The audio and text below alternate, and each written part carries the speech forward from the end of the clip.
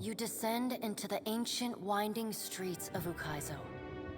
Battered by storms for thousands of years, the ruins bear the marks of their role as the lone witnesses of the god's great secret at the center of the city. The houses and boulevards are pierced by great spears of luminous Audra. There are no ashen bodies, no birds, no sign or sound of any life. But with every step, the rhythmic pounding in the distance draws nearer. Soon, you can feel the vibration traveling up your spine. As you approach the center of the city, the weathered architecture gives way to more luminous Audra, piercing the ruins, eventually overtaking them entirely. Cresting the top of a fallen tower, you finally get a clear view of Eothas. He stands, legs astride, next to a great stone monument ringed with 11 cavernous alcoves. All but 3 hold a gargantuan skeleton, bones scrubbed clean by the city's storms.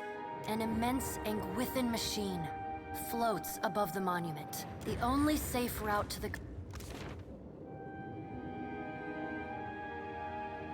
Strange to see Ukaizo in this way. It may be hard to picture, but this city was once full of life. The Huana, yes, but also kith from many other cultures. Great hanging trees shadowed these boulevards. Gardens sprawled across the open rooftops. Each spring, a festival procession would wind its way from the hillside into this valley. The celebrants would pass through a steep walk among the stalls of foreign merchants, flowers falling upon them from all sides. All people of all nations, together in a celebration of new life. Such was the power and beauty of lost Ukaizo. If we don't fix this mess you're about to cause, the whole world is gonna look this bad. I mean, it's a mighty heavy load you're putting on our shoulders. I just hope we can carry it. As long as there are people like you in this world, Adair, I truly do. This power has always been in the grasp of mortals. Now you will finally be aware of it. Now you will be able to decide what to do with it. Gone, please, I'm begging you. What do I do following this?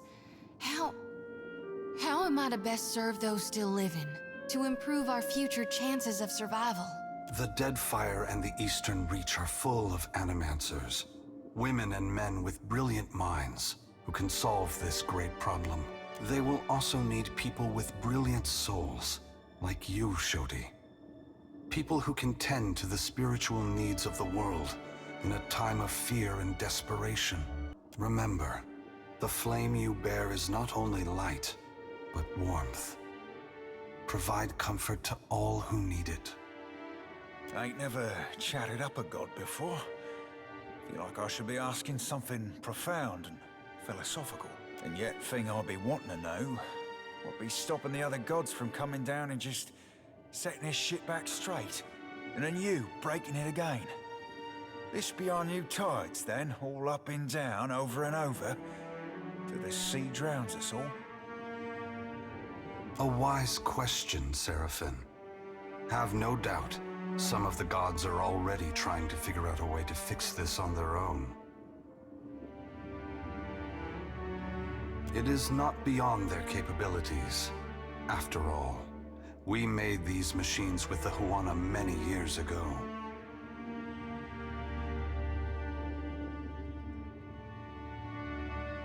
But it is not something they can do easily. Not without mortal assistance. It will be for mortals to decide if they should receive it. What right do you have to do this? Destroy the wheel and leave us with nothing? Without even knowing what will come next? Aloth, we are all, gods and mortals, responsible for our own actions. But inaction carries its own moral responsibility. It is a burden I have carried for far too long. One must always do as their conscience dictates. even if that means abdicating a position of power. But what of you, Watcher? Why have you followed me? Have you come to bear witness to the breaking of the wheel?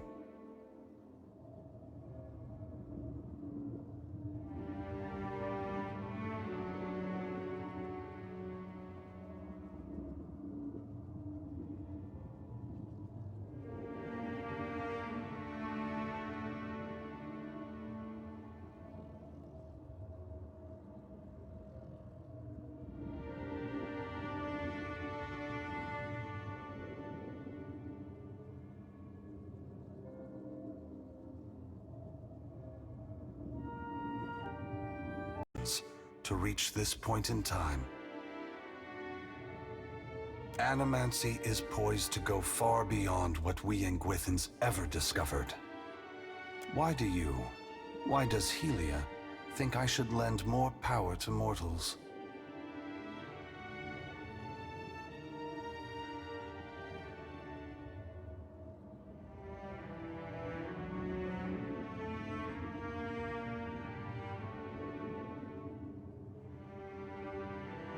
I see your point.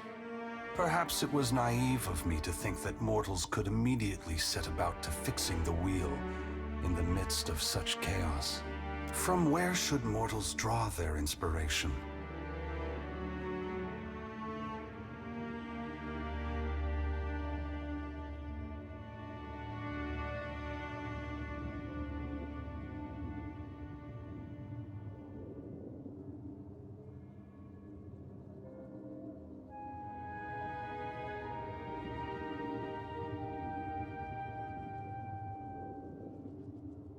Very well, Watcher.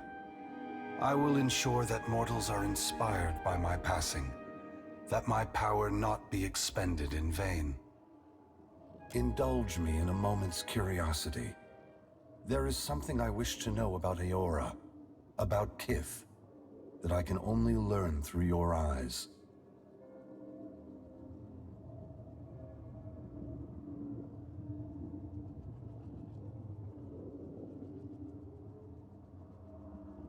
You followed me all this way, dodging an armada, navigating an impenetrable wall of storms, voyaging across uncharted seas, with the machinations of gods echoing in your ears, all the while trusting in the institutions of Kith to get you this far, and earning their trust in turn. Whatever else happens this day, that much is remarkable. I believe that mortals possess the strength to collaborate and shape a future of their own design. Not all of my brothers and sisters agree. By relying on others and coming together in a time of crisis, you illustrate my point. The gods will witness you and question their assumptions about how responsible, empathetic, and sophisticated mortals can be. What inspired your decision, Watcher? Did the choice echo your foundational beliefs? Or were you influenced by observation?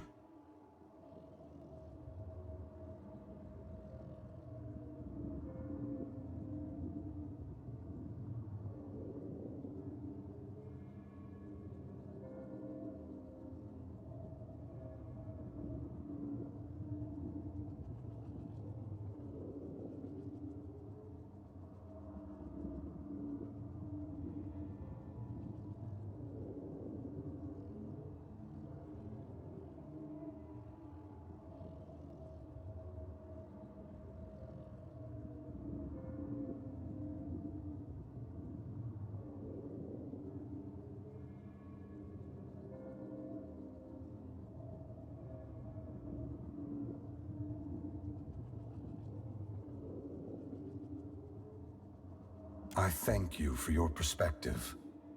Yours is not the only opinion that concerns me, but for the moment, it offers much to consider. All I ever wanted for mortals was growth, transformation.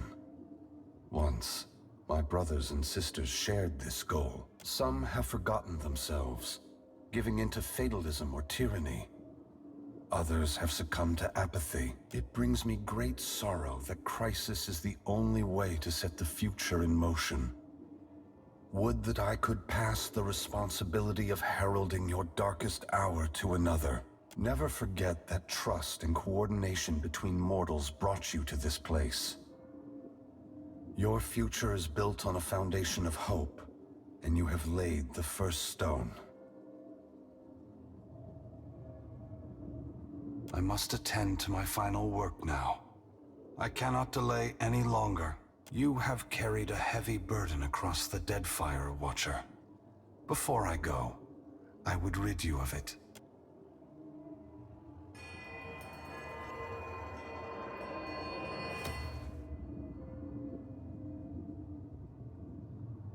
You are free now, as free as any of us can be. Many will come to you for help in the years ahead. Animancers, priests, even the gods themselves. I have great hope for you, but always remember that your future is for you to decide.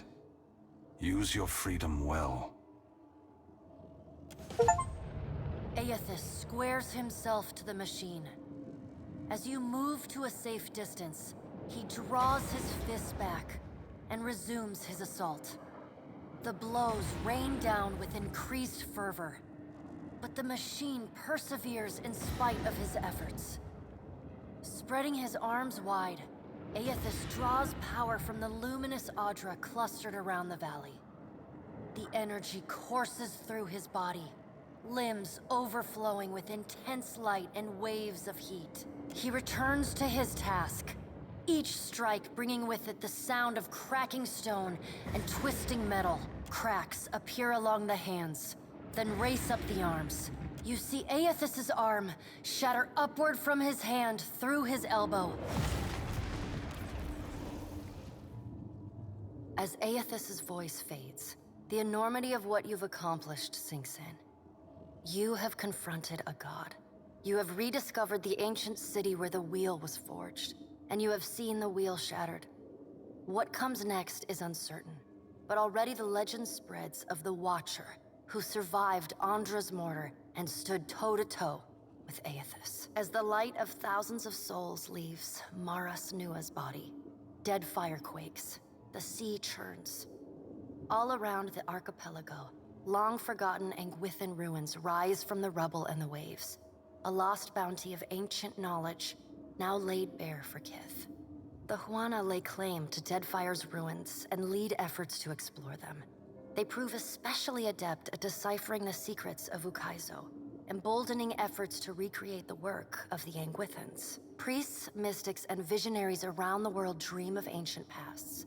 Scholars delve into the annals of history. All of Eora gazes backward to find its way forward. What remains to be seen is whether Kith will find the same answers the Anguithans did, and whether they will apply them to the same effect. Reclaiming Ukaizo is both a symbolic and a practical victory for the Huana. The ancient city is a potent reminder of their people's ancient glory, and it promises to be a much more easily defensible capital, especially with the storm controls of Andra's Spire close at hand. The other tribes unite under the Kahanga and dedicate themselves to rebuilding Ukaizo and relearning its secrets. The Valian Trading Company continues its operations in Deadfire, though it is forced to renegotiate many of its contracts with the newly empowered Huana Crown. Company leadership finds that the new terms are much more favorable to the tribes than to their own interests in the region. Due to these changes, the Valian Trading Company eventually withdraws most of its people from Deadfire. The Royal Deadfire Company is allowed to continue trading in the archipelago, though they are forced to submit most of their outposts and fortifications to Huana leadership. The storms across the Rauatayan mainland subside along with those of Andra's mortar. However, Rauatai regards this respite with a wary eye, ever mindful that the machinery at Andra's Spire remains under their foes' control. The battle at Andra's mortar leaves the fleet of the Principi Sen Patrena in shambles. Thus sundered, they fight among each other until they are little more than squabbling bands of pirates. They continue to harass unguarded merchant vessels, but they are fit for little more. Gone are the dreams of empire and the hunger for primacy. Despite other tensions across the archipelago, Port Maje remains a model of peaceful, productive cooperation between the Juana and the Valian Trading Company. Though they do not always agree, Governor Clario and Storm Speaker Ikawa work together for the mutual benefit of their people.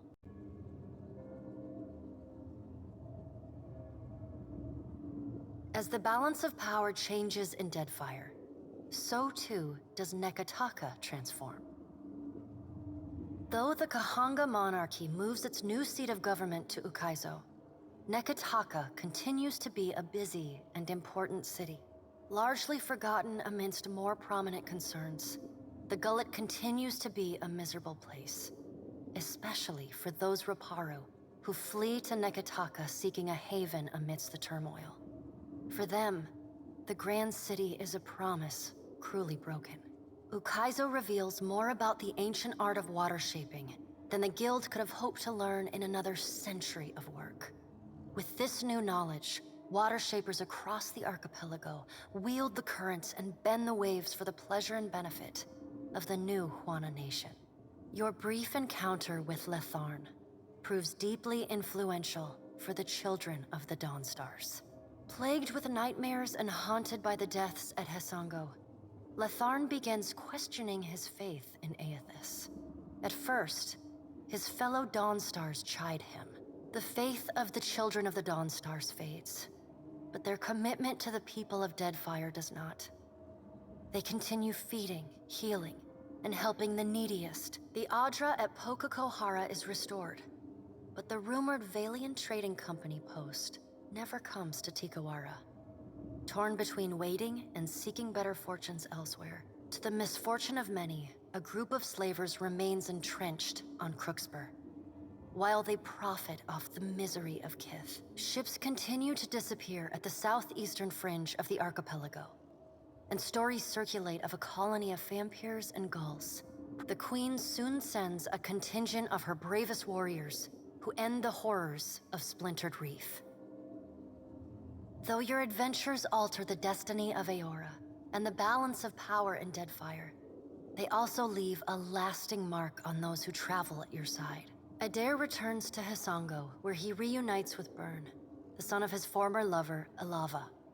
The boy takes heart in Adair's account that Eothas and all the other gods were false. Shodi is not a priestess who understands the meaning of subtlety. As such, she makes her girlish crush on Adair painfully obvious from the moment she first sets eyes on the strapping fighter. Seemingly lit with an inner glow, Shodi takes to a new life of mission work with gusto. She still is committed to shepherding souls forgone. Aloth renews his commitment to destroying the Leaden Key. With the wheel broken, loosening the god's stranglehold on Kith is more urgent than ever. You let Rimaro go, and the former pirate ostensibly set sail for the trade lanes of the Eastern Reach, the Edier Empire, Old Valia, and the Republics. For the remainder of your time together, Seraphin seems, if not exactly happy, at least contented with the outcome of your confrontation with his former mentor at Sayuka. When he leaves, he does so with little fanfare. Nothing but a roughly scrawled note slipped under your door. Be seeing you, Cap. After reporting back to her superiors for the Watcher's actions against the Valian Trading Company, Palagina is rewarded with reassignment home, pleased with the Navy's conduct throughout the Deadfire campaign. Maya returns to active duty. She can find a free drink and a sharp salute anywhere she goes en route. She looks forward to seeing her brother again. So does Ashiza. Takehu distances himself from the problems of the Deadfire, giving the tribes a reprieve from godlike omens. Ngati's silence speaks volumes. The Juana grow to rely on each other, paving a new way forward divorced from their traditions. He bids you farewell, suggesting that you seek your next adventure in a brothel or tavern, where consequences begin and end at the front door. Your pursuit of Eothas and your journey to Ukaizo signal the end of forces that have shaped the lives of Kith and the course of nations. The cycle of reincarnation has been broken. The storms of Andra's mortar have calmed. Yet each ending promises a new beginning. As the sun rises over Ukaizo, Kith turn their gaze eastward, wondering at what lies beyond, and at the world they will fashion for themselves. As the Watcher of Cadnua and the former Herald of Bareth, you return to your ship and begin the long journey home. You hope for calm weather,